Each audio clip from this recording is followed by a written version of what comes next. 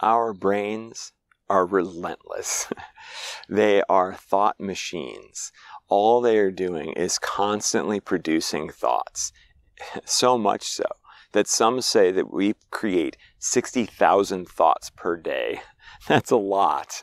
So I want to talk a little bit about thoughts, how that works, and maybe ways that you can start to make use of that thought machine. Make it a little bit more toward what you want it to be, rather than creating chaos and creating suffering for yourself. So let's get started.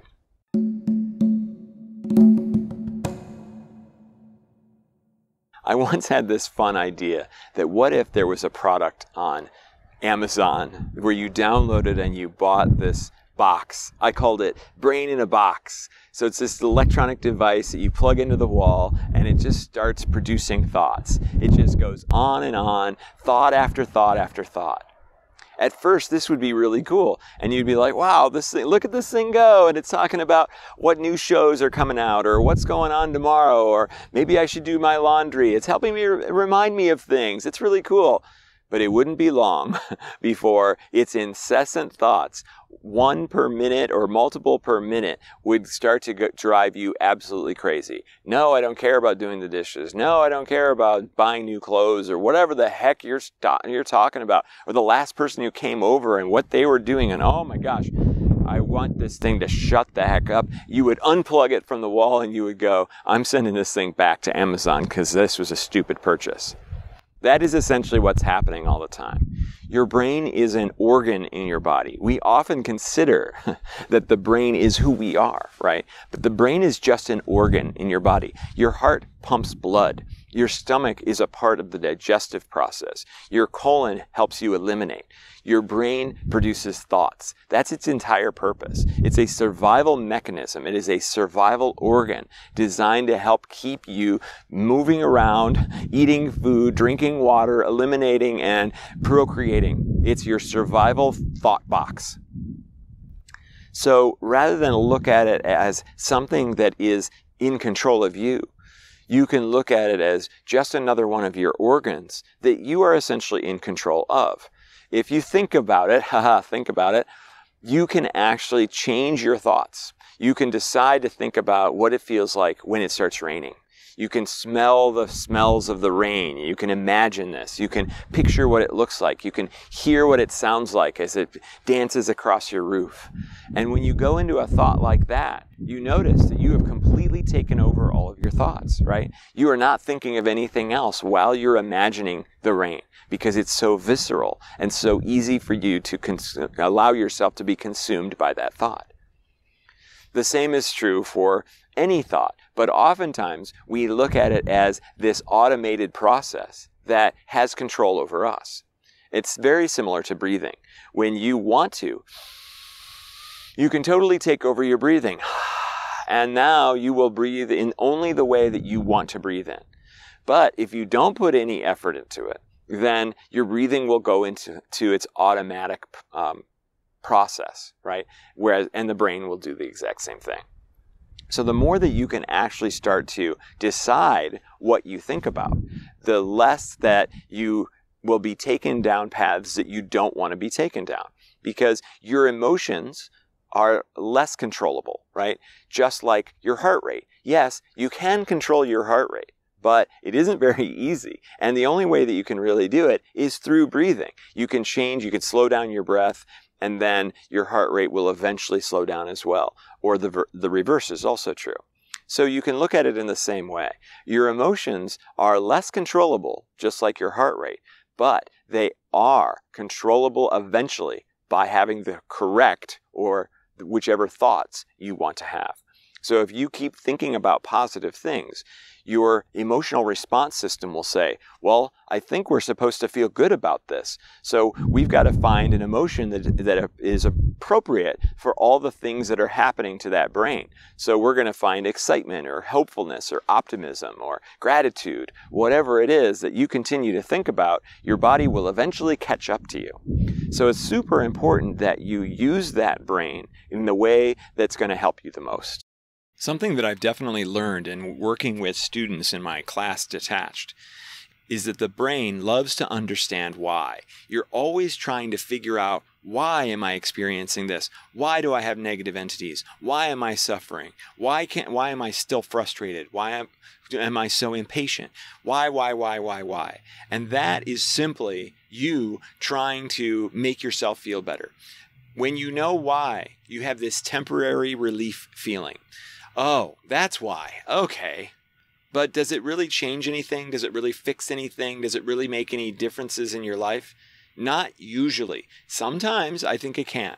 But many times, now you know why, so what? You're still dealing with the thing that you were dealing with before. So we overemphasize the why, and we de-emphasize taking control of our thoughts and having those positive ones so that our emotions follow. That's where the real power is. Meditation is all about trying to eliminate or to reduce the number of thoughts that you have. And that's really one of the problems with it that most people struggle with. So they have a lot of trouble, lots of people have trouble meditating because also they believe that true meditation comes from a thoughtless mind. But that's not really true at all. Actually, just stopping what you're doing and being present and recognizing what your thoughts are is a form of meditation. Just being able to identify, oh, okay, I'm having this thought now, and I'm having that thought now. At least you have domain over that. There's deliberation there.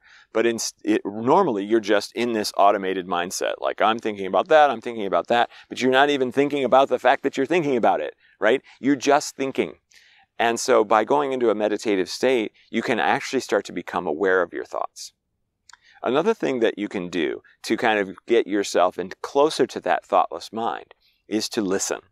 And I say this all the time. You can listen with every sense. You can listen with your eyes. You can listen with your ears, your smell, your taste. You can put food in your mouth and you can really listen to what it tastes like.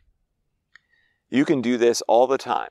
When I drive, I try to move into a listening state. And when I do, I'm seeing things that I've never seen before. I'm noticing that there's maybe a deer off to the side of the road that I would not normally see. Or I see other cars and what color their cars are or whatever.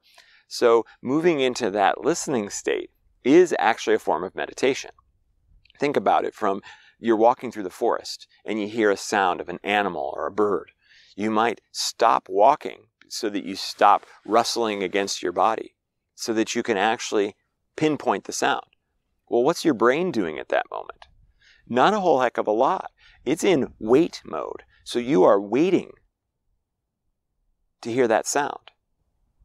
You're not going, okay, well, I'm pissed off my mom yesterday and I've got to hurry up and get this done today or whatever, right? You're not thinking about those things at that moment. You are waiting.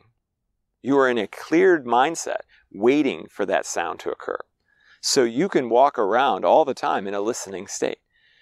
And then in a meditation state, you can talk. You can ask a question of universal knowledge or your guides or your higher self or even yourself as source. You can sit there and go, why do I have these problems? How many lives have I had here on this planet? How many experiences have I shared a past life with this person or that person? You can ask any question. And the way that you talk to anyone and ask a question is you ask it and then you wait for the answer. You don't interrupt them, right? So you can ask this question, whatever it is, anything, and wait for the answer. And guess what? While you're waiting, you are in a meditative state. Probably one of the purest meditative states that you can be in. So these are some tips and tricks to calm down that extremely frantic mind, the mind that is producing almost 60,000 thoughts a day.